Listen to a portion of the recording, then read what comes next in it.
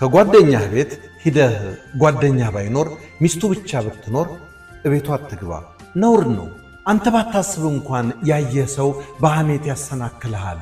ሰው ናችሁና በፈተና ትወድቃላችሁ። መልካም ወንድ የሰው ሚስት ፊቷን ሞልቶ አይመለከትም። ሞልቶ ከተመለከታት በዝሙት መንገድ እየሄደ ነው። መልካም ወንድ በጨዋታ ከሴት ጋር አይላፋም። ይህን ካደረገ ክብሩ ከጫማው በታች ይወርዳል። መልካም ወንድ ሰው በማይጠራጠረው መልኩ ከሴት ጋር አይቀራረብም። ልክና ለከት በሌለው ግንኙነት ተሰናክለው ራሳቸውን ያዋረዱ ብዙ መንፈሳዊ ሰዎች አሉ። የጓደኞቻቸው ሚስት ወይም ባል እያማገጡ ሕሊናቸው እንደ ጦር የሚወጋቸው እየኖሩ ያሉ በርካታ ናቸው። የዝሙት ፈተናን ለማለፍ ሸሽተህ አምልጥ። እንደ አባታችን ዮሴፍ እጋፈጠዋለሁ ካልክ ትወድቃለህ።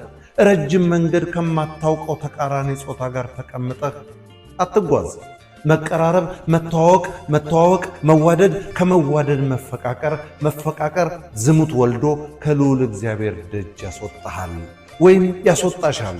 ዘወትር ደሙ ያልደረቀ ሥጋ እየበላህ መዓዛው ካፍንጫህ የሚሰነጥቅ አልኮልን እየጠጣህ ራሴን ከዝሙት እጠብቃለሁ ማለት ወይም ከግመል ሰርቆ አጎንብሶ መሄድ ነው። ሴት ልጅ ባፍ ቆንጆ ነሽ አምሮብሻል ብለህ ተክለ ሰውነቷን ስታደንቅ ባንደበትህ እየዘሞትክ ነው። በየመንገዱ ልዑል እግዚአብሔር ያሳመራቸው ይሁን በቀለም አምረው ብታገኛቸው ዓይንህ ከሷ ላይ ቶሎ ካልነቀል በዓይንህ እየዘሞትክ ነው። ተጠንቀቅ። በዚህ መጨረሻ